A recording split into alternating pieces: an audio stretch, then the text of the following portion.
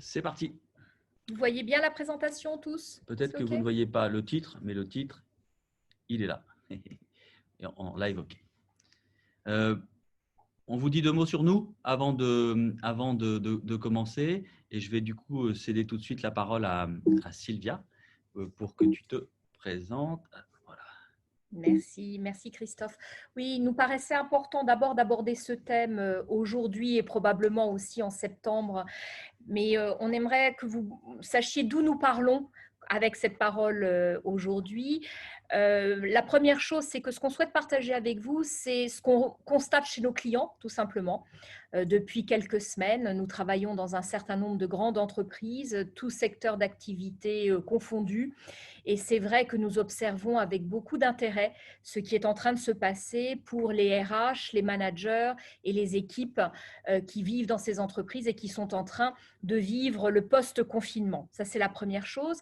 L'autre chose aussi, c'est qu'on veut partager avec vous notre propre expérience, puisque nous avons une équipe que nous avons mise en télétravail d'abord, puis au chômage partiel et télétravail ensuite, et enfin chômage partiel, télétravail et travail au bureau ces dernières semaines.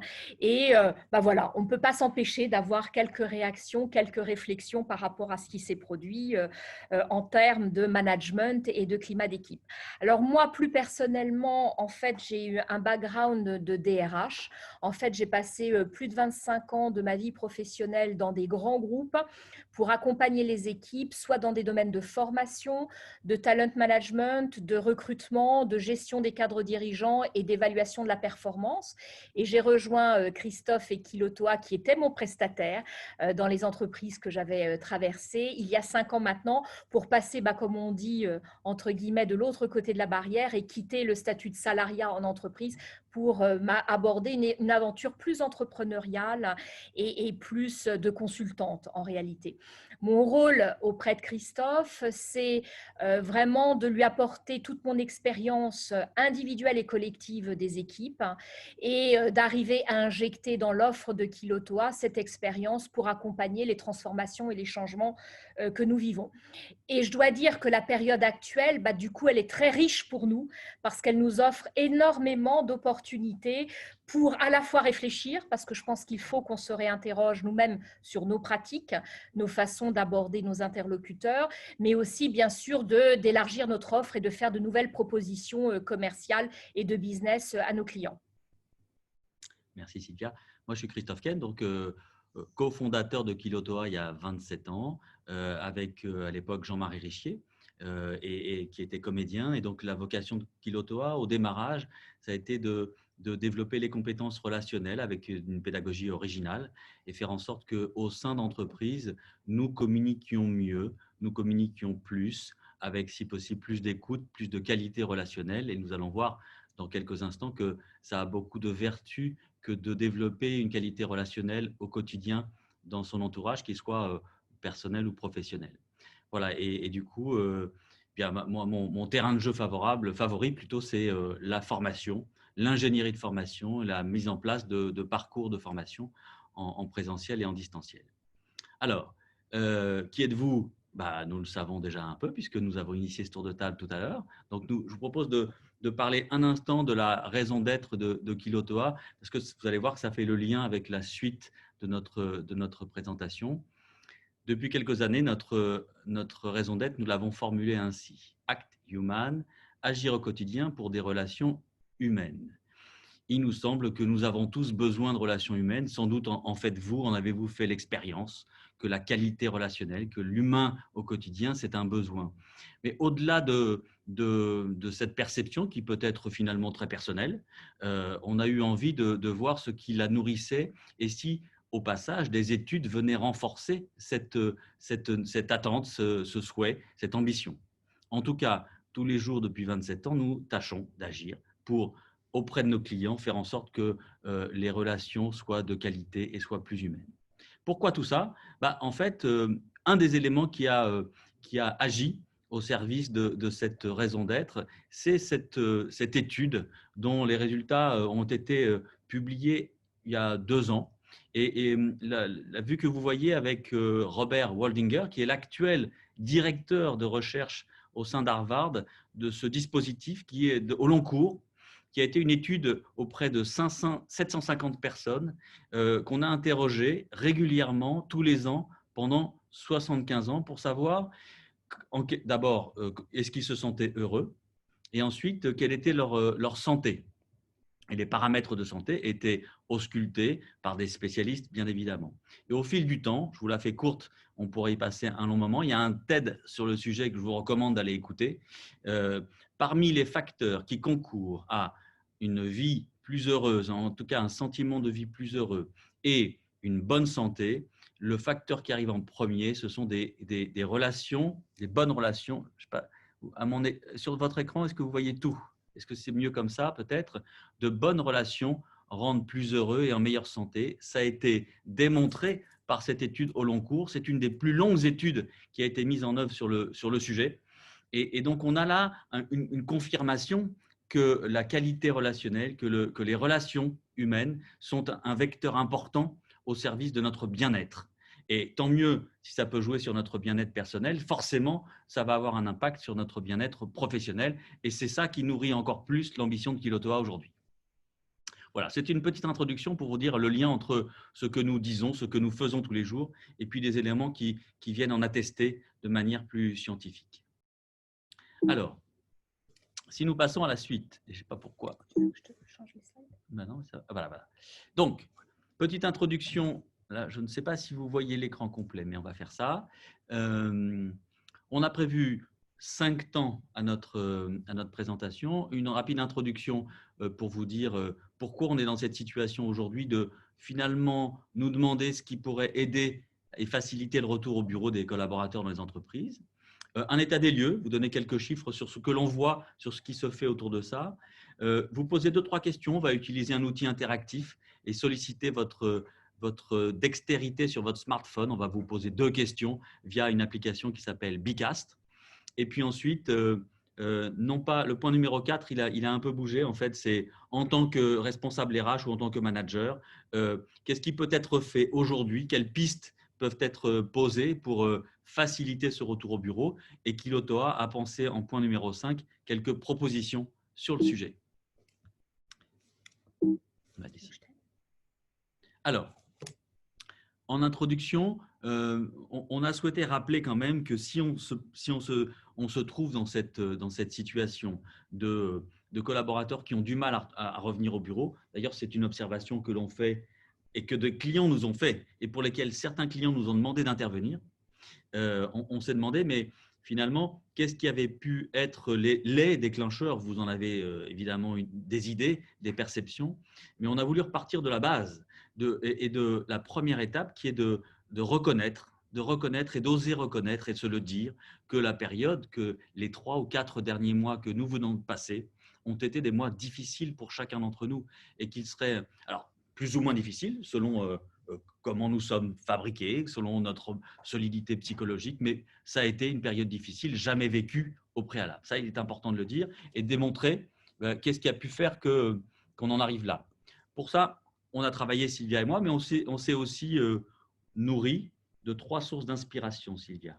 Oui, on aime bien aller chercher des ressources un peu pluridisciplinaires. Donc, la première personne qui nous a inspiré, c'est Claude Almos, qui est quelqu'un qui est plus dans le domaine de la psychologie et de la psychothérapie. Sylvain Tesson, que vous devez tous connaître, qui est un écrivain aventurier. C'est lui qui s'isole régulièrement dans les forêts de Sibérie pour réfléchir à l'existence humaine. Et enfin, Julia de Funès, qui elle est philosophe et qui écrit beaucoup actuellement sur l'entreprise et le travail dans l'entreprise. Donc, vous verrez, nous ferons des allers-retours entre ces 3 regards qui sont très différents les uns des autres, mais qui ont alimenté à la fois notre réflexion et nos propositions. Alors, pourquoi, qu'est-ce qui a pu faire qu'on vive cette période si difficilement et qu'est-ce qui a pu causer des difficultés à revenir au bureau? Quelques éléments factuels. Au début du confinement, avant le confinement, on nous a dit le Covid, c'est une source de risque pour notre santé, pour la santé de nos proches, de nos collègues. Donc, il y a un danger à l'extérieur. Pour se préparer, se prémunir de ce danger, il faut se protéger et venir s'isoler dans nos habitats, dans nos maisons, dans nos appartements, pour que le risque qui est à l'extérieur, nous en soyons un peu dégagés. Et ainsi, nous éviterons de propager ce fameux virus. Du coup, il s'est passé des choses pendant ce confinement. Bah, le premier des constats, c'est bien sûr que pour la plupart d'entre nous, il y a une perte de liberté, de mobilité, une perte d'espace, à la fois espace physique, mais aussi et surtout espace social, et pour certains, un isolement pour ceux qui n'avaient pas la chance d'être confinés en famille ou avec leurs proches. Par contre, effectivement, ce qu'on a aussi constaté, c'est que la façon de vivre ce confinement pouvait être vécue par certains comme une protection bienfaisante, mais aussi par d'autres comme une épreuve, que ça nous amenait à nous réinterroger sur le rapport. Alors, pas seulement le rapport à l'autre, mais aussi le rapport au temps. Et Sylvain Tesson, là-dessus, est très formel en disant que ces expériences que lui a l'habitude de vivre en tant qu'aventurier, parce qu'il s'isole volontairement et produit du confinement de façon régulière pour réfléchir à la vie, à l'existence, là, ce rapport nous a été à tous imposé. Et là où Sylvain dit quelque chose d'intéressant, il dit notre capacité personnelle et individuelle à dialoguer avec le temps quand on est dans des situations comme ça contraintes peut être très différente d'un individu à un autre. C'est ce qui amène certains, par exemple, à écrire parce qu'ils ont cette capacité, cette ressource intérieure à interpréter le monde qui les entoure, même dans des cas d'isolement assez facilement, et d'autres, au contraire, qui, lorsqu'ils se retrouvent dans cet isolement, sont dépourvus et coupés de tout un tas de sensibilités qui les alimentent habituellement. Donc ça a été aussi l'un des éléments de réflexion de l'expérience que nous venons de vivre, c'est comment chacun individuellement, on retrouve de la ressource et on est capable d'interagir, mais sous contrainte et dans un espace qui nous a été délibérément retiré et restreint. Alors, moi, ce qui me surprend quand on regarde un peu la période qu'on vient de vivre, c'est qu'en fait, on est passé très, très vite d'une étape à l'autre. C'est-à-dire qu'on est passé très vite de l'annonce de la crise sanitaire à l'annonce du confinement, et puis le 11 mai, l'annonce du déconfinement, et aujourd'hui, bien sûr, la reprise du travail, la reprise du business, et la question, notamment pour les uns et les autres, de comment on va travailler demain. Est-ce qu'on garde certaines habitudes que cette période nous a permis d'expérimenter, ou est-ce qu'on revient, entre guillemets, à la vie d'avant, parce que beaucoup parlent de la vie d'avant et de la vie d'après. Donc, c'est aussi la rapidité de passage d'une des phases à l'autre et du coup les rythmes qui ont été accélérés et dans ce qui nous a été demandé du coup en termes de capacité d'adaptation. C'est vrai que chacun d'entre nous et les équipes ont été très sollicités pour se réinterroger en permanence et appréhender le nouvel environnement de façon assez radicale dans des temps très courts. Et ça, c'est important. Et nous pensons aussi, par rapport aux entreprises que nous conseillons, que la question du temps qu'on laisse aux gens pour se réadapter est important. Ce qui nous a amené à monter cette conférence, c'est qu'en fait, on s'est rendu compte que la plupart de nos clients qui avaient instauré la base du volontariat suite au déconfinement pour leurs équipes, pour revenir ou non au bureau, ou rester en télétravail, finalement, ce sont ceux qui ont pris le moins de décisions, qui ont eu le plus de difficultés à réengager les gens et à les remobiliser. C'est-à-dire qu'on a vraiment un certain nombre de clients qui, en juin et juillet, ont dit aux gens, en gros, et je la fais un peu schématique, vous faites comme vous voulez, le tout c'est de nous prévenir pour qu'on puisse s'organiser sur le lieu de travail. Ceux qui l'ont fait comme ça, avec une très bonne intention, qui était de dire on ne force pas la main, on ne met pas la pression, parce que les gens ont déjà eu assez de pression comme ça. Donc nous, en tant qu'employeurs, on lâche la pression, on dit vous faites comme vous voulez. Et ceux-là, parmi nos clients, sont ceux qui ont eu le plus de difficultés à réengager et à remobiliser. Ce qui les amène d'ailleurs, en cette fin du mois de juillet, à revoir complètement leurs principes d'organisation à partir du mois de septembre.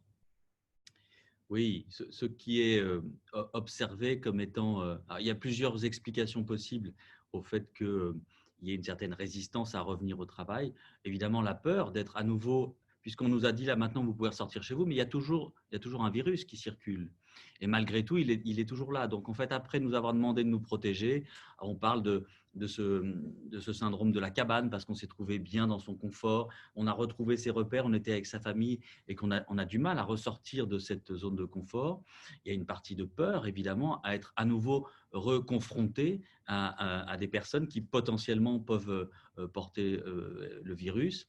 Donc tout ça constitue des freins évidents au fait de retourner au travail. Du coup, là, on suit Claude Almos qui nous donne quelques conseils pour, dans cette période-là, qu'est-ce qui peut être fait de manière assez simple pour reprendre pied avec la réalité.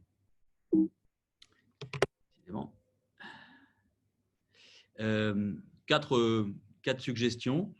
Le respect de la fameuse discipline des gestes barrières est un élément indispensable d'après elle, et on le comprend tout à fait. Si soi-même on respecte les gestes barrières et qu'on s'assure qu'autour de soi les gens le font aussi, on se met dans une situation de minimiser le risque justement de propagation du virus. On doit travailler sur certains renoncements personnels, évidemment. Nous n'avons pas retrouvé toutes les libertés que nous avions auparavant. On ne peut pas voyager à l'étranger facilement, on ne peut pas aller voir encore certains spectacles, on ne peut pas aller en boîte de nuit. Il y a plein de manques sur lesquels nous devons travailler, bien évidemment. Par contre, on peut apprécier et voir ce que nous avons retrouvé, ce qui est là. Et tout à l'heure, dans le tour de table, Dominique parlait de la nature. Le lien avec la nature, il a été pour beaucoup un bon moyen de reprendre pied avec le réel. On est resté pendant cette période avec beaucoup pour ceux qui ont été confinés avec télétravail, beaucoup de digital, beaucoup de distanciel, beaucoup de non réel entre guillemets, puisque l'écran n'est pas un contact avec la réalité appréciable et palpable. Et enfin, point important, sans doute d'ailleurs ça a été mis en évidence par un certain nombre ou découvert par un certain nombre d'entre vous, la reprise de contact avec les autres, la posture d'écoute, de soutien. Tout ça est en faveur d'une reprise dans la réalité qui soit favorable et constructive.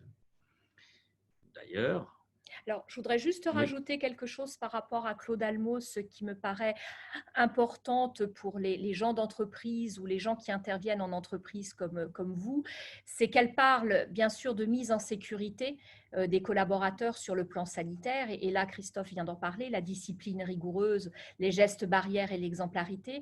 Mais ce dont elle parle aussi, c'est que la discipline, ce n'est pas uniquement pour les aspects sanitaires, mais il y a aussi de la discipline dans sa tête et dans les idées qui est importante. Et ce qu'elle conseille surtout à ceux qui ont des responsabilités d'équipe, c'est de dire, est-ce que vous êtes clair vous-même avec ce que vous pensez du monde qui vous entoure et du coup, les idées que vous transmettez autour de vous à vos équipes sur ce qui est en train de se passer. Soyez disciplinés, y compris dans votre pensée. Et ça, je trouve que c'est intéressant parce que c'est vrai que dans cette période de Covid, on a entendu tout le monde s'improviser médecin, tout le monde savait comment le virus se propageait, on a tous été un peu aussi dans l'illusion de la connaissance, parce qu'on était tellement abreuvés d'informations qu'on avait chacun notre petite idée de comment se protéger, s'il fallait être testé ou pas, mais de dire attention, quand vous revenez en entreprise, si vous avez la responsabilité des autres, il faut que vous soyez clair et aussi clair avec ce que vous ne savez pas. C'est-à-dire la discipline de la pensée, c'est aussi de pouvoir admettre en tant que manager, en tant que DRH, en tant que responsable, qu'il y a des choses qu'on ne sait pas et de le dire. Et ça me paraît très important. Voilà, et en guise de transition avant le chapitre suivant sur l'état des lieux, la pensée, la réflexion de Sylvain Tesson qui nous rappelle que le réel est un bon moyen, reprendre pied dans le réel avec le concret, le factuel, est un bon moyen de sortir aussi de cette zone de torpeur dans laquelle nous avons été. Alors, nous vous proposons maintenant quelques éléments plus chiffrés, plus factuels sur ce que nous observons, sur des éléments issus de certaines études sur Covid, confinement, déconfinement, télétravail et retour au travail. Alors, quelques éléments sur le télétravail, quelques chiffres, parce qu'on a entendu beaucoup de choses et on a parfois la représentation que tout le monde a été concerné par le télétravail et que finalement, c'était la donnée unique. Et sans doute autour de la table aujourd'hui, nous sommes beaucoup à avoir expérimenté le télétravail. Mais alors, rappelons-nous que ça concernait 7% des salariés. En France, il y a environ 30 millions de salariés. 7% des salariés connaissaient le télétravail de manière contractuelle avant cette crise. Sans doute un peu plus le pratiquer de manière non contractuelle, mais c'était une très faible proportion des salariés. Avec la crise, on est passé à 39%. Et parmi ces 39%, la moitié le pratiquait pour la première fois. Et ce qui explique que du coup, et ça c'est une étude, c'est des chiffres qui sont sortis d'une étude de CSA pour Malakoff Humanis, du coup, 45% des salariés ont ressenti un sentiment d'isolement pendant cette période. Que l'on soit en famille ou pas en famille, grosso modo, la moitié était en famille pendant le confinement. 31% ont senti un accroissement de la charge de travail. Et 45%, nous y reviendrons tout à l'heure, ont souffert d'un manque d'échange avec leurs collègues pendant cette période.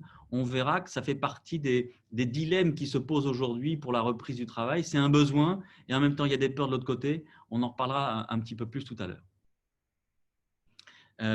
Dans les entreprises, que voyons-nous? Des situations absolument contrastées de la situation du télétravail. Décidément, j'arrive pas à passer. Voilà. On a eu, parmi les éléments qu'on a pu apprécier, il y a des études, pas mal d'études qui sont sorties sur le sujet, mais que, en ce qui concerne le confinement et le télétravail, on a des chiffres qui sont saisissants sur des souffrances potentielles, de la détresse vécue pendant cette période-là, de manière modérée ou de manière élevée. Mais on a 44% des salariés en situation de télétravail qui ont ressenti de la détresse psychologique. On comprend du coup que cela ait un impact aujourd'hui au moment où il faut se préparer à revenir au travail. Et cette situation concerne aussi 20% des managers qui se sont exprimés comme étant eux-mêmes exposés à cette détresse psychologique.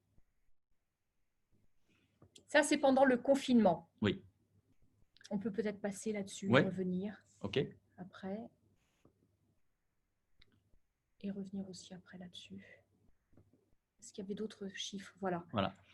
C'est mieux d'enchaîner avec ça. Parce que là, on est sur le déconfinement.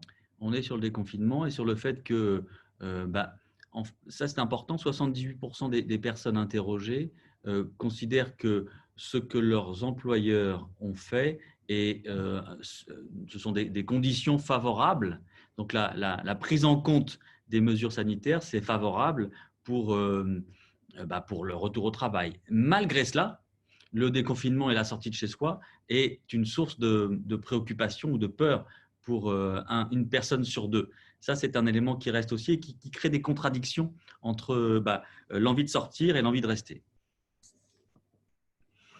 On a aussi quelques éléments sur le lien entre productivité et détresse psychologique, puisque les personnes qui ne sont pas en détresse psychologique, on a identifié un niveau de performance dans cette période-là.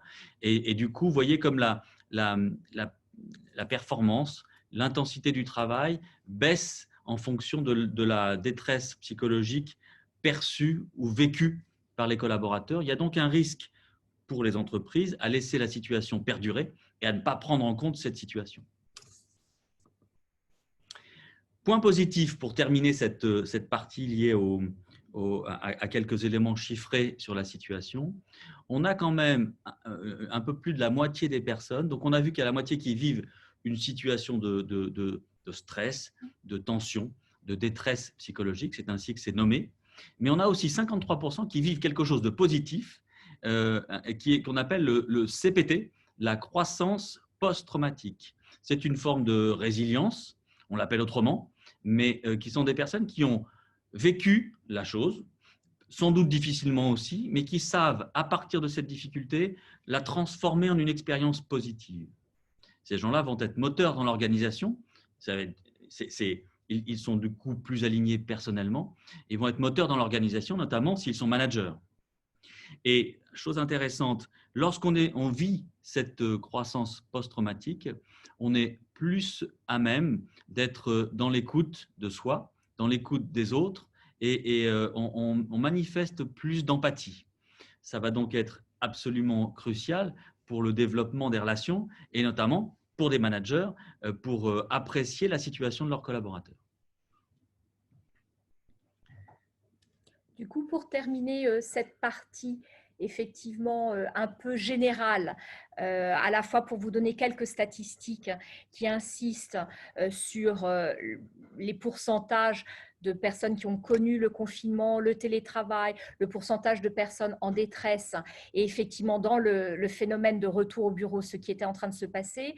La première des idées qu'on voudrait partager avec vous, c'est celle qu'on a déjà évoquée, celle de Claude Almos, en disant, comme vient de le dire Christophe, c'est qu'en aidant les autres à tenir debout, on s'aide soi-même à tenir debout, c'est-à-dire dans ces allers-retours, empathie, recentrage personnel sur ses ressources personnelles, et bien dans ces deux phénomènes, ça nous aide en tant qu'être humain dans cette solidarité à tenir tous debout ensemble. Ça, c'est la première chose. Si on revient 2 minutes en arrière sur Julia de Funès, Julia de Funès, elle dit qu'elle a bien aimé cette période, donc la philosophe qui analyse le travail, elle dit qu'elle a bien aimé cette période parce qu'on a emmené le travail avec nous à la maison et que du coup, ça a permis de donner au travail un nouveau sens, qu'il est devenu un peu plus un élément domestique au service des aspects et de la sphère personnelle et de son projet de vie. Et elle dit, et dans ce phénomène-là, il n'y a pas que du négatif, parce que c'est vrai qu'on a beaucoup parlé de la percussion du monde professionnel avec le monde privé et le monde personnel en se disant, waouh, tout ça a volé en éclats et que va-t-il se passer pour les personnes? Mais elle dit finalement, ce n'est pas une mauvaise chose parce que ce voyage du travail à la maison, et maintenant cette question de est-ce qu'on le garde à la maison ou est-ce qu'on le remet ailleurs de façon concrète et pragmatique, est intéressant pour se réinterroger sur le sens du travail et la place qu'il a dans notre vie. Donc ça, c'est l'idée de Julia. Alors, ce qu'on aimerait faire avant de continuer, parce que ça nous paraît important, c'est de partager, et je l'ai déjà fait un peu tout à l'heure, donc je vais aller vite, mais ce que nous avons vu chez nos clients, juste pour vous donner quelques points de benchmark et de regard sur les entreprises à partir de juin, sur comment elles ont procédé. Je dirais que dans certains cas, on a des clients qui, dès le mois de juin, ont demandé à toutes leurs équipes de revenir physiquement au bureau. D'accord ? À l'extrême inverse, on a eu effectivement quelques cas, mais heureusement, nous, on n'a pas beaucoup de clients comme ça, qui ont pris la décision de diffuser de façon massive le télétravail, mais avec un objectif caché derrière ou plus ou moins assumé, qui était de gagner à terme en espace physique et en locaux pour diminuer la taille des bureaux et faire en sorte que les loyers coûtent moins cher. Et puis, au milieu, entre les deux, on a plein de cas d'entreprises un peu hybrides où on a des gens qui disent on faisait déjà du télétravail au sein de nos équipes, mais honnêtement, ce n'était pas très diffusé et c'était en gros 1 jour par semaine. Et ce qu'on va faire, c'est qu'on va proposer à nos collaborateurs de faire 2 jours par semaine. Mais dans ce cas-là, ces clients-là nous disent, pour nous, il est encore important que nos équipes comprennent que le temps présentiel au bureau doit être plus important que celui passé à l'extérieur du bureau. D'accord ? Donc, c'est 2 jours sur 5. Après, on a des clients qui disent, jusqu'au mois de septembre, vu qu'on est dans un climat d'incertitude, qu'on ne sait pas si le Covid, pas Covid, deuxième vague, pas deuxième vague, si ça va reprendre, on a proposé au moins jusqu'en septembre aux salariés de faire comme ils voulaient, en leur proposant des systèmes de rotation d'équipe, etc. Et c'est de cela dont je vous parlais tout à l'heure en disant qu'ils sentaient la limite de l'exercice et que là, fin juillet, ils disaient pourvu que cette période s'arrête vite parce que vraiment, c'est très cacophonique, c'est très difficile à gérer en termes d'organisation et finalement, ce n'est pas sûr que ce soit ce qu'il y a de plus positif pour les collaborateurs.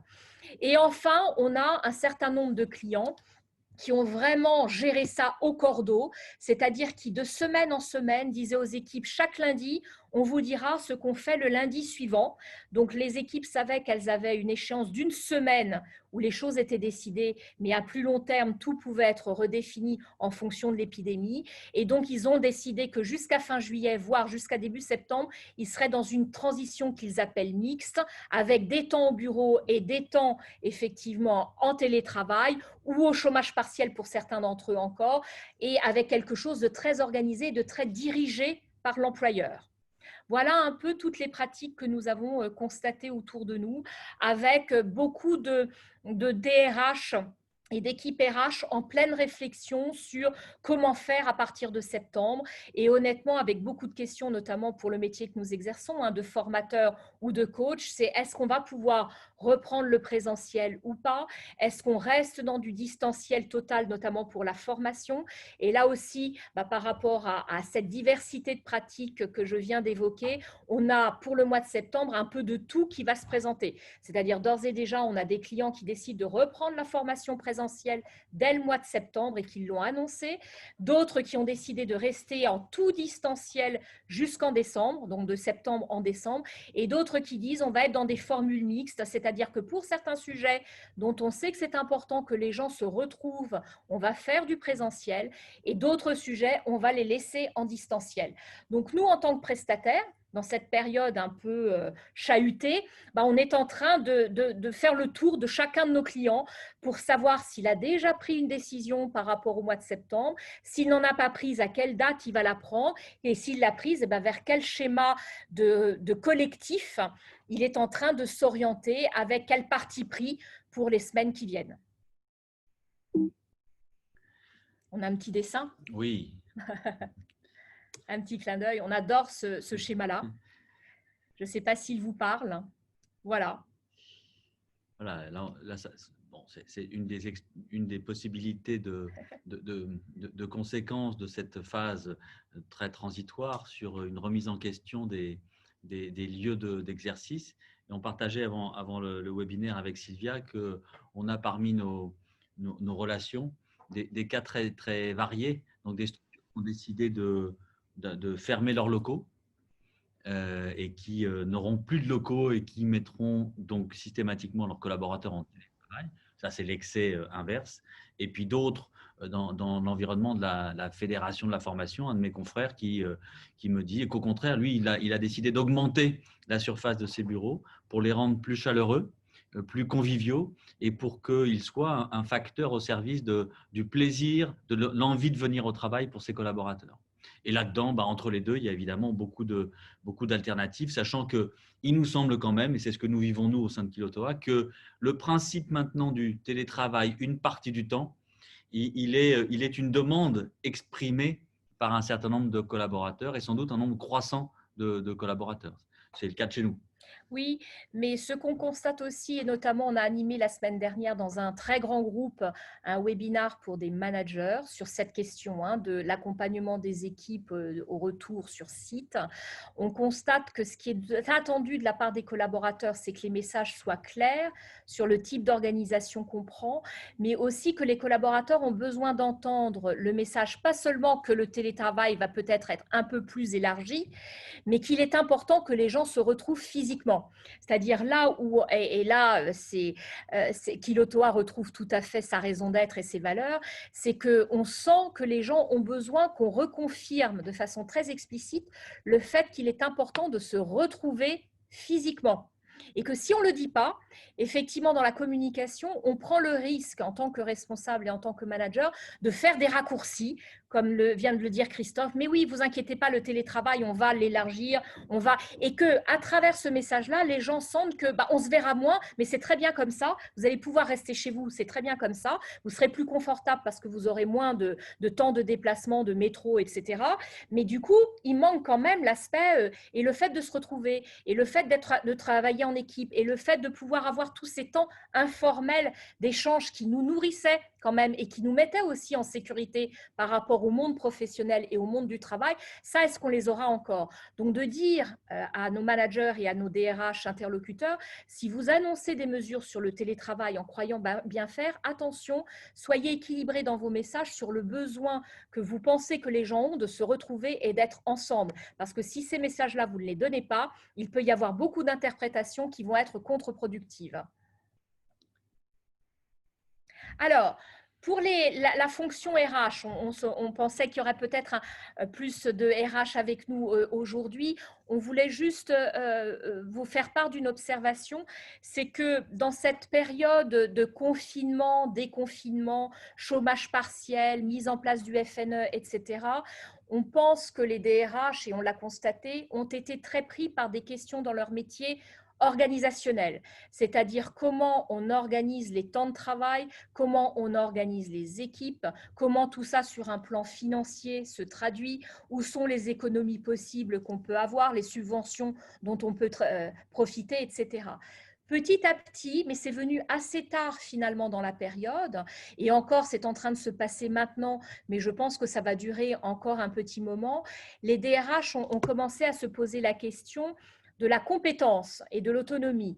Ils ont commencé à se dire, oui, on a mis tout le monde en télétravail, on pense qu'il y a de la productivité qui est encore possible en télétravail, mais on s'est rendu compte que le niveau de performance et de compétence des collaborateurs n'était pas toujours le même parce que tout le monde n'est pas fait pour le télétravail, tout le monde n'a pas la même capacité d'autonomie par rapport à ça, et certains types de compétences qui sont nécessaires pour travailler à distance et travailler seul. Donc, on sent émerger auprès des RH, mais juste maintenant, hein, et encore, c'est vraiment très, très lent, la question de comment, à travers tous ces phénomènes organisationnels du travail, on peut réintroduire une réflexion sur la compétence et sur les développements des compétences nécessaires pour travailler sous ces formes-là. Et enfin, et ça, c'est venu massivement, malheureusement, chez certains de nos clients qui ont eu des drames dans leurs locaux, aussi la détresse psychologique a engendré beaucoup de RPS, et on sent de la part d'un certain nombre de DRH et notamment des directeurs des affaires sociales depuis quelques semaines des sollicitations pour revenir sur la question des risques psychosociaux, voire malheureusement sur la prévention de ces risques et des suicides. Donc, il faut savoir que dans certains contextes professionnels, malheureusement, il y a des gens qui vont très, très mal, et parce que tout d'un coup, ils ont l'impression que potentiellement, ils peuvent tout perdre, pas uniquement leur vie, mais leur travail et aussi d'autres choses. Ils sont vraiment dans une détresse psychologique très importante. Donc, la question des RPS est en train de revenir sur le devant de la scène. Alors, l'étape, oui, l'étape suivante, c'est de vous demander, là, ça va être une étape un peu plus interactive. On va vous inviter à scanner ce QR code. Est-ce que vous voyez ce QR code à l'écran? Si vous ne, est-ce que vous le voyez? Si vous ne le voyez pas bien, vous pouvez, sur un navigateur, soit d'ordinateur, soit de smartphone, aller taper l'adresse bcast.live avec le code de session qui est KILO, QUILO 22. Mais en scannant avec votre smartphone, normalement, vous accédez directement et vous allez pouvoir accéder à deux questions que nous avions envie de vous poser avec Sylvia aujourd'hui sur votre vécu et votre regard sur cette situation. Donc, est-ce que vous pouvez accéder à ce QR code? Qu'est-ce que tu appelles scanner, Christophe? Comment? Qu'est-ce que tu appelles scanner, excuse-moi? En fait, l'appareil photo du téléphone, ouais. Est-ce que Anne, tu as un téléphone? Oui. Tu le mets en mode photo et tu approches ton téléphone du QR code. Normalement, il va le prendre et il va te donner directement un lien. Si c'est un Apple, c'est automatique. Si ce n'est pas un Apple, il peut être nécessaire d'avoir une application de lecture de QR code. Sinon, dans le navigateur de ton smartphone, tu peux taper bcast.live et puis accéder à la session avec le code KILO22. Alors, nous avons déjà une réponse à la première question, deux réponses, ça y est, ça bouge. Côté réponse, on va vous publier les réponses dans un instant. Vous avez deux activités qui vous sont proposées dans ce Bcast. La première question, c'est quelle est votre perception de la situation? Vous êtes déjà plusieurs à avoir répondu.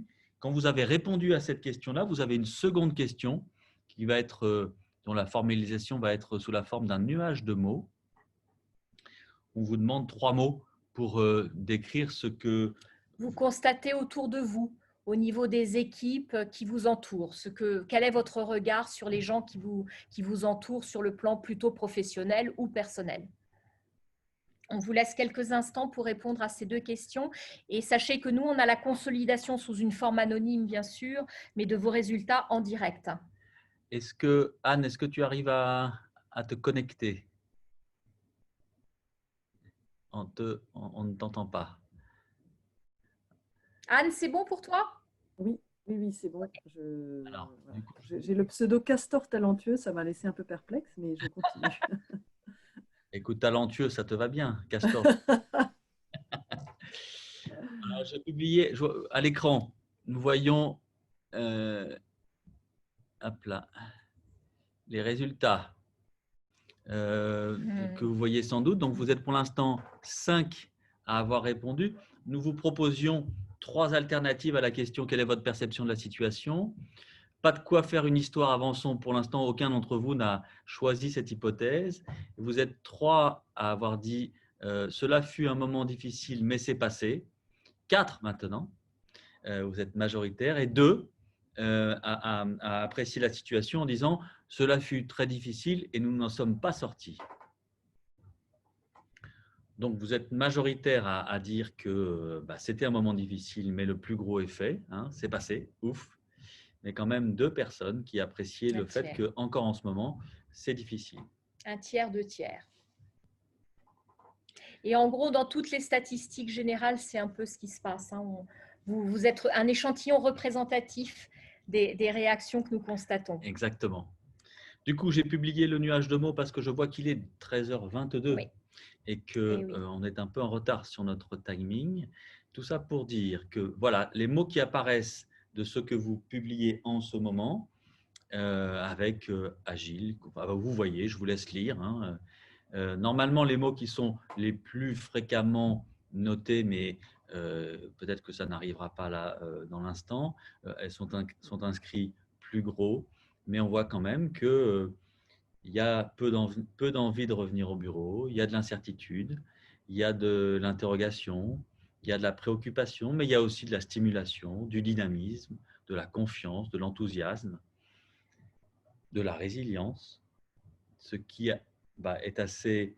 en fait, on voit du paradoxe, comme ce qu'on vient de dire exactement, avec évidemment souvent la confrontation entre des sentiments qui peuvent apparaître comme antagonisme, que nous pouvons vivre comme antagonisme, comme antagoniste dans cette situation si compliquée. Alors, nos recommandations par rapport à ça, quand nous nous adressons à des responsables en entreprise, qu'ils soient ressources humaines ou managers, c'est déjà de se poser la question pour eux-mêmes. Je vous parlais tout à l'heure de discipline de la pensée, c'est de leur dire, est-ce que vous êtes déjà au clair avec vous-même par rapport à vos sentiments et vos émotions dans la période actuelle? C'est-à-dire avant d'aborder les autres, avant de travailler pour les autres ou avec les autres, est-ce que vous êtes clair avec vous-même? Ça, c'est la première chose. Notre deuxième recommandation, c'est de dire, est-ce que vous savez où en sont vos équipes par rapport à ces questions-là, c'est-à-dire avec les éléments d'information que vous avez eus jusqu'à maintenant, parce que vous leur avez parlé, parce que vous les avez revus, parce qu'ils ont abordé eux-mêmes le sujet. Est-ce que vous êtes capable dans vos équipes, si vous avez 5 personnes, de dire qui est plutôt du côté effectivement du stress, etc., qui est plutôt dans l'action et dans le fait de se dire « allez, maintenant je me projette, on redémarre, etc. » Et puis, entre guillemets, les indécis qui sont au milieu, qui attendent de voir, mais qui ne sont quand même pas complètement rassurés, etc. Donc, deuxième recommandation pour les managers, c'est de dire, est-ce que vous seriez capable, sur un petit schéma, sur un papier, de positionner les gens qui travaillent avec vous? Bon, et du coup, si vous ne pouvez pas le faire, comment vous pouvez absolument, d'ici le mois de septembre, obtenir cette information? Parce que de notre point de vue, c'est impératif d'être vigilant et conscient par rapport à l'état d'esprit et l'état tout court des collaborateurs qu'on a dans les équipes. Du coup, on avait prévu, mais je pense qu'on ne va pas avoir le temps de déployer. On avait prévu de vous en dire un peu plus sur quelques leviers qui nous paraissaient intéressants, dont la motivation. Comment apprécier la motivation, sur quel levier vous pourriez agir en tant que RH, sachant qu'on identifie évidemment 2 formes de motivation, une qui vient de l'intérieur de soi et une qui peut être surtout de l'extérieur. Bon, on avait prévu de vous en dire un peu plus sur ça, sur les qualités d'écoute à déployer, mais sans doute qu'il faut qu'on aille au… Peut-être qu'à l'occasion des questions et de l'interaction questions-réponses, Christophe, on on aura le temps de retourner sur certains points. C'est vrai que ce qui nous paraît aussi important, c'est la diapo que Christophe est en train de vous passer, qui est d'inviter les managers et les gens des ressources humaines à vraiment, et là je pense à l'alpiniste que nous avons dans le groupe là en face, parce qu'Éric Descamps, que je connais un peu, en parle souvent, c'est-à-dire comment, quand vous êtes dans ces périodes difficiles et complexes, vous faites attention aux signaux faibles, c'est-à-dire là où la glace est en train de se fendiller, et est-ce que vous êtes sûr de pouvoir poser les pieds là où vous êtes en train de les mettre. Et qu'à ce titre-là, dans les situations un peu de stress, entre guillemets, il y a des symptômes physiques que vous pouvez déceler. Est-ce qu'il y a des collaborateurs qui vous ont dit « j'ai mal au dos, je suis fatigué, je ne dors plus ». Est-ce que ça, vous l'avez entendu? Est-ce qu'il y a des symptômes émotionnels qui se manifestent, c'est-à-dire des gens en réunion ou qui, dans leur travail, sont moins concentrés, font plus d'erreurs, sont agités, ont du mal à tenir en place? Et enfin, des symptômes comportementaux, c'est-à-dire effectivement qui s'isolent, qui tombent malades et qui s'absentent ou qui s'absentent tout simplement, et qui vous donnent quand même une vision des choses dans leurs propos assez négative, qui disent « oh là là, où va le monde », qui critiquent en permanence le monde politique, etc. Et est-ce que tout ça, vous avez vos oreilles grandes ouvertes et vos regards bien adressés pour interpréter tous ces signaux faibles chez vos collaborateurs qui sont fondamentaux et qui sont importants? Voilà, alors peut-être du coup on passe un peu vite, mais si vous le souhaitez, cette présentation pourra vous être adressée. On voulait clore cette partie-là sur le dilemme possible qui apparaissait au travers de à l'issue de cette période et encore maintenant, hein, cette dualité et cette confrontation entre à la fois l'observation que le télétravail avait, dans un certain nombre de cas, été favorable à l'augmentation de la performance. Et ça, pour certaines personnes, il y a eu à côté de ça, évidemment, aussi une situation mal vécue. Mais ça a été, beaucoup de personnes le disent, on peut regarder positivement le télétravail sous cet angle-là, de l'amélioration de l'efficacité au travail, mais en même temps, une perte sur la qualité et la densité des relations au service de la coopération, du bien vivre au travail. Et que ça, aujourd'hui, se confronte. Tout à fait. Alors, pour faire cette diapo, on s'est inspiré de sociologues du travail spécialisés qui ont beaucoup étudié sur les 4-5 ans qui viennent de s'écouler l'impact des outils digitaux sur le travail et sur le sentiment de l'homme au travail et la place qu'il donne au travail. Et ce que vient de montrer Christophe, effectivement, c'est un vrai dilemme, c'est-à-dire qu'à la fois le digital apporte de la performance en matière d'organisation, et encore, attention, ce n'est pas vrai pour tous les métiers, ce n'est pas vrai pour tous les postes et tous les niveaux de responsabilité au sein de l'entreprise. Donc, il faut être extrêmement vigilant par rapport à ça. Peut-être, effectivement, un gain de performance, mais à contrario, une perte possible, entre guillemets, de sens, une perte, effectivement, dans les relations de qualité, et bien sûr, du coup, aussi une perte identitaire pour l'individu, parce que le travail offre aussi une capacité pour l'individu de se forger sa propre identité. Et quand il devient virtuel ou qu'il part d'un lieu physique concret et qu'il va, entre guillemets, un peu n'importe où, on a aussi potentiellement des crises identitaires qui peuvent arriver. Voilà. Donc, on va peut-être enchaîner avec juste 2 mots sur ce que nous, en tant que Kilotoa, nous proposons aujourd'hui à nos clients. La première chose, et vous le voyez en étape numéro 1, c'est qu'effectivement, comme on le disait tout à l'heure, on a beaucoup de situations extrêmement différentes d'un client à l'autre et d'entreprise à une autre. C'est qu'on propose d'abord de commencer avec une rencontre et un mini-diagnostic. Ce n'est pas forcément une enquête, un baromètre, etc., mais de dire attention, où est-ce que vous en êtes par rapport à ces questions-là, c'est-à-dire par rapport à la capacité de vos collaborateurs à revenir sur site et à se remettre au travail en présentiel. Donc, un mini-diag. Ensuite, c'est de réunir les managers parce qu'on est vraiment sensible au fait que c'est par eux que passeront un certain nombre de choses sur la mobilisation, sur l'engagement, et qu'il faut d'abord s'occuper de ceux qui s'occupent des autres, donc les managers et les filières RH. Et là, on propose des webinars ou des ateliers de sensibilisation. Et ensuite, il y a l'ouverture d'ateliers d'expression pour les collaborateurs, où là, on propose des antennes, entre guillemets, d'écoute, hein, pour que les gens viennent s'exprimer, viennent déposer leurs émotions, leurs sentiments, leurs regards sur ce qu'ils ont vécu. Et moi, par rapport à ça, il y a deux choses, deux questions qui me plaisent dans ces ateliers, et je vous les partage. La première, c'est de demander aux gens, qu'est-ce qui vous a particulièrement interpellé et marqué dans la période que nous venons de vivre? D'accord? Ce n'est pas forcément comment vous l'avez vécu, ça c'est ce qu'on vous a demandé tout à l'heure, mais c'est qu'est-ce qui vous a marqué? Qu'est-ce que vous avez, vous, retenu en particulier de cette période? Et la deuxième que j'adore encore plus, c'est qu'est-ce que vous avez appris sur vous pendant cette période? Sous-entendu, notamment quand on est coach ou quand on est accompagnateur d'équipe, c'est quelles sont les ressources que vous avez mobilisées pendant cette période, que vous avez su utiliser. Et le sous-entendu de ça, c'est que vous pourrez encore utiliser à l'avenir. Parce que si vous l'avez fait dans une période aussi difficile, vous allez pouvoir vous en resservir. Donc ça, c'est le but de ces ateliers de l'étape numéro 3. Oui, alors ces ateliers, on se propose de les animer en mode facilitation plutôt en présentiel. Ça peut se faire en distanciel, mais ce serait mieux en présentiel. Mode facilitation workshop, animé par des intervenants de Kilotoa. On a aussi la possibilité de former des managers, de préparer des managers à animer ces ateliers avec leurs équipes.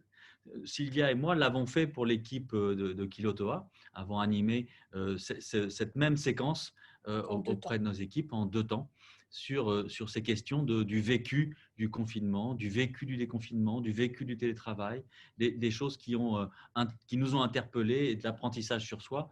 Et ça a été extrêmement, extrêmement riche. Et ça nous paraît essentiel, cette étape-là, comme une étape de formalisation de la parole, de libération de la parole qui est nécessaire pour tout le monde, compte tenu de ce que nous nous sommes dit jusqu'à présent. Étape numéro 4, suite à ces ateliers, bien sûr, c'est de la formation ou du renforcement ou du développement des compétences. Alors, ça peut être sur des sujets extrêmement variés, hein. Ça commence par la gestion des émotions et la gestion du stress, mais bien évidemment, il n'y a pas que ça. Pour les managers, notamment, il y a beaucoup sur la prise de parole en contexte difficile, c'est-à-dire comment vous portez en tant que manager une prise de parole qui favorise la mobilisation autour de vous, mais ça ne veut pas dire que vous parlez tout le temps, ça ne veut pas dire que vous communiquez tout le temps, ça veut dire aussi que par moment, simplement votre posture va être importante pour les équipes. Et enfin, en étape numéro 5, pour les cas les plus difficiles, les plus douloureux ou ceux qui sont les plus complexes aussi à gérer, de l'accompagnement et du coaching. Voilà, on a dépassé le temps. On vous prie de nous en excuser, le temps qui était initialement prévu, mais on est allé ainsi au bout de la présentation telle qu'on l'imaginait. On se met à votre disposition pour répondre à des questions éventuelles avant de vous rendre à vos activités ou déjeuner si vous n'avez pas encore déjeuné. Donc, ceux qui le souhaitent, alors peut-être qu'il y a eu des questions dans le chat, je regarde en même temps. Est-ce qu'on pense envoyer la présentation? Oui, Hélène, donc la réponse est oui. À votre demande, en réponse à votre demande à chacun, on peut vous adresser la présentation. Et dans la présentation, c'est la deuxième question que tu nous poses, Hélène. Oui, les sources, à chaque fois, sur chacun des slides, les sources, c'était écrit en petit, mais c'était cité à chaque fois. Il y a plusieurs études sur lesquelles nous nous sommes appuyés pour cette présentation. Et maintenant, nous sommes à votre écoute si vous avez une ou des questions à nous poser. Ou des remarques. Hein, ou des remarques. Ou un partage de témoignages, d'expériences. N'hésitez pas. Nous sommes preneurs. Ou un feedback qui peut nous aider à nous améliorer. On est aussi preneurs.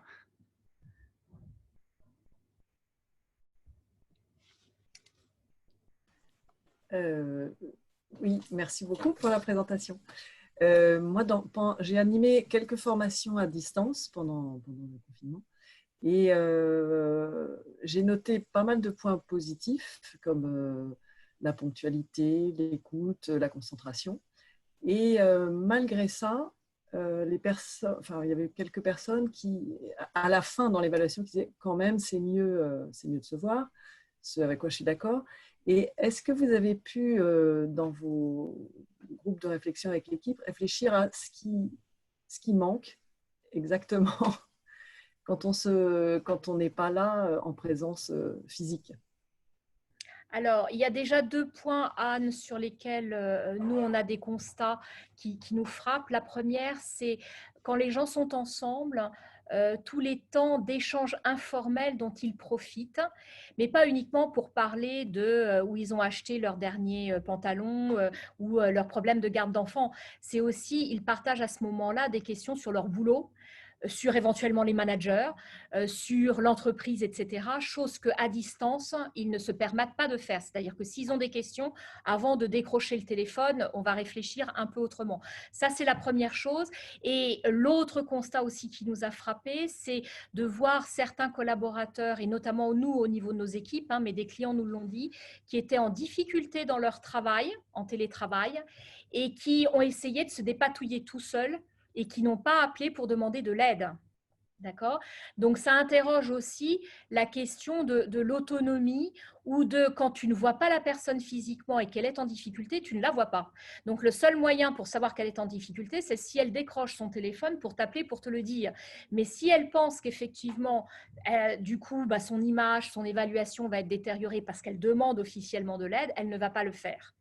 Et là, on perd des bandes passantes d'observation sur l'état d'esprit des équipes situées à distance que là, on n'a vraiment plus du tout.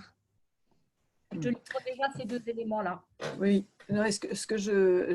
merci beaucoup. Je voulais, pendant la formation qui dure 2 jours, les gens enfin, on les voit, ils sont en présence, ils parlent, ils échangent. Il y a quelque chose qui se passe de façon assez fluide. Et, mais il manque un truc. Avec le corps, il manque quelque chose. Et j'avais du mal à cerner ce qui manquait exactement. Alors déjà, ce qui manque pour la formation, c'est les temps, les rythmes. Oui, les temps informels aussi. Ouais. C'est-à-dire qu'à distance, tu ne peux pas les garder 3 heures ou 4 heures d'affilée, ce n'est pas possible. Tout à fait. Oui. Donc pour nous qui faisons beaucoup de formations, d'expérimentation, puisqu'on utilise beaucoup les formations comme des laboratoires, dans ces temps réduits, si tu veux, ça nous amène à une gestion de la pédagogie qui est vraiment extrêmement différente et qui ne permet pas de passer autant de temps dans les débriefs, qui ne permet pas de faire passer autant de monde. Donc ça, on a vraiment des difficultés arithmétiques de gestion du temps pédagogique très concrètes. Ça, c'est la première chose. Et la deuxième, c'est que nous, très clairement, si tu veux, parce qu'on a nos formateurs qui se sont inquiétés, qui nous ont appelés en disant, mais est-ce que ça veut dire, parce que Kilotoa a converti toute son offre présentielle à du total distanciel pendant le confinement par la force des choses. Ils nous ont dit, mais est-ce que ça veut dire que votre vision de la formation de demain, c'est du distanciel? Et là, on les a rassurés en disant, pas du tout. Par contre, ce que ça va nous permettre de faire encore plus, c'est de se dire, dans ce que nous délivrons comme pédagogie, à quel moment le présentiel est vraiment nécessaire et utile.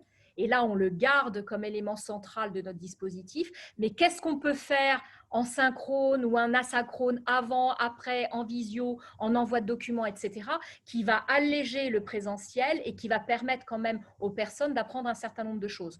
Donc, on est vraiment délibérément de plus en plus dans du blended. Ouais. Et si on élargit au-delà du champ de la formation, il y a une autre chose qu'on a entendue aussi, c'est la fameuse différence entre le travail prescrit et le travail réel en termes de coopération. On a entendu nos équipes dire, finalement, on s'est rendu compte, quand on est en situation de travailler à plusieurs sur un même sujet, qu'on avait régulièrement des interactions informelles parce qu'on est dans le même espace pour travailler, et que le fait de nous trouver à distance nous interdisait ou nous obligeait, si on voulait interagir, à prendre notre téléphone, ce qui est plus contraignant que de lever la tête et de dire, dis donc, tu fais comment pour ce dossier-là, etc. Donc, et là, on voit la différence entre ce qu'on a l'habitude de faire, qu'on pourrait écrire, et plein de petites tâches informelles qui ne sont écrites nulle part et que pourtant on l'on fait, qui sont utiles, et notamment au service du collectif. Donc là, dans tout ce qui concerne la coopération, le travail à distance montre ses limites. Moi, je voulais réagir, je ne sais pas si vous m'entendez. Oui, Hélène. Oui, Hélène. Oui, d'accord. Oui, je voulais réagir et partager avec vous ce que vous avez dit sur, en effet, le retour au travail et la difficulté de revenir au travail. C'est ce qu'on constate ici aussi, d'une manière générale dans les entreprises, où les entreprises ont été quand même relativement, enfin, en tout cas certaines, entre guillemets, bienveillantes, avec un volontariat sur la reprise du travail. Et je suis totalement d'accord avec ce que vous venez de dire, madame, sur finalement les entreprises qui ont été relativement soft et bienveillantes ont pour effet quand même une grande difficulté du retour, de l'envie de revenir, de voir, enfin, les collaborateurs ont du mal à revenir sur site. Et en fait, il y a deux choses, c'est que la période de confinement était une période qui a été recentrée sur soi, sur son espace privé. Et là, il faut repartir sur un collectif de travail. Et repartir sur un collectif de travail, ça veut dire aussi oublier ses propres habitudes de dire d'être en télétravail avec le confort que ça peut avoir. Et puis surtout, c'est quand on revient, c'est pour faire quoi? Si c'est pour revenir et faire du Teams toute la journée dans son bureau, ça n'a aucun intérêt. Et ça, les collaborateurs l'ont très vite vu, hein, et ils ont raison, c'est logique. Donc, la question sur laquelle qu'on se pose nous aujourd'hui, c'est… Vous m'entendez? Oui. Ça va très bien. D'accord, excusez-moi. Et c'est qu'est-ce qu'on fait quand on revient au bureau? En collectif, pour y faire quoi? Comment? Donc, comment on réengage? Pour y faire quoi? Donc, c'est vraiment un de nos sujets de réflexion aujourd'hui. Pour y faire quoi? Et puis, tout ça va passer par un sas aussi de reprise, hein, si ça n'a pas déjà été fait dans les entreprises. Un sas de reprise que vous disiez sur où en sont les gens en termes d'attitude et de comportement face à la crise, post-crise, où on en est, est-ce qu'on est dans des situations où on est plutôt craintif, où on repart, voilà. Donc ça, c'est un sas important.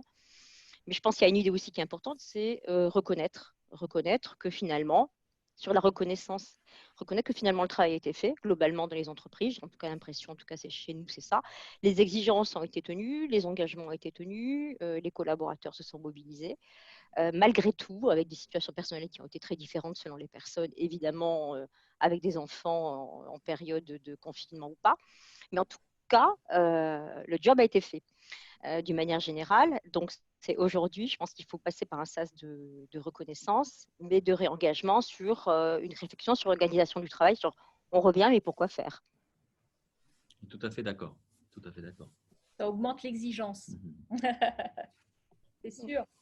J'ai envie de rebondir là-dessus par rapport à ce que dit Hélène et ce que tu disais, Christophe, tout à l'heure sur le blended en formation, mais aussi le blended en matière de retour au travail, quoi. J'aime bien l'idée de dire que c'est peut-être intéressant de repenser l'organisation et se dire, quand on se revoit physiquement, qu'est-ce qu'on fait de cette chance qu'on a de se revoir physiquement? Et j'aime bien cette idée-là, à l'instar de ce qu'on fait en formation aussi, c'est quand on a la chance de faire du présentiel, il faut que ce temps de présentiel soit riche, soit dans la relation et pas balancer des slides pour balancer des slides. Donc, j'aime bien le parallèle, quoi. J'aime bien le parallèle. Merci. Merci, Dominique. Moi, j'ai une question. Est-ce que vous travaillez sur le sujet du réengagement? C'est un sujet un peu qui est annexe à votre cœur de compétences, hein, mais vous travaillez sur ces thématiques-là de comment on réengage? On travaille beaucoup. C'est un sujet managérial, hein, vraiment. Alors, on travaille beaucoup sur la motivation, la gestion des émotions. Et puis, récemment, on a eu beaucoup de demandes sur le feedback, qui est une méthode quand même de réengagement des équipes, c'est-à-dire comment on donne du retour et de la reconnaissance aux gens par rapport à ce qu'ils font, leur travail et parfois sur ce qu'ils sont et leur comportement. Et alors, de façon très générale, le réengagement, non Hélène, on ne l'appelle pas comme ça en tout cas. Maintenant, dans ce que nous faisons, il y a quand même tout un tas de pavés qui vont dans ce sens-là, en réalité. C'est comment on reproduit du sens, comment on reproduit de la motivation. Récemment, on a une collaboratrice qui a animé un webinaire sur l'ikigai. Je ne sais pas si vous connaissez cet outil, mais qui permet aux gens de retrouver leur centre à partir de leur passion, de leur vocation, de leur profession et de trouver dans tout ça, entre le travail, la sphère privée, leurs ambitions personnelles, le centre et la quintessence de tout ça. Et je pense que la période qui vient de s'écouler a posé ces questions-là, du sens du travail au sein de sa vie, en fait. Et du coup, comment on avait envie de continuer. Oui, ça a été le travail, il a été décentré en fait, un peu. Absolument. On pourrait poursuivre l'échange sur cette question-là, Hélène, si tu le souhaites. Je vois qu'il est 13h45. On a débordé de 15 minutes au-delà de ce que nous avions prévu. Nous nous en excusons.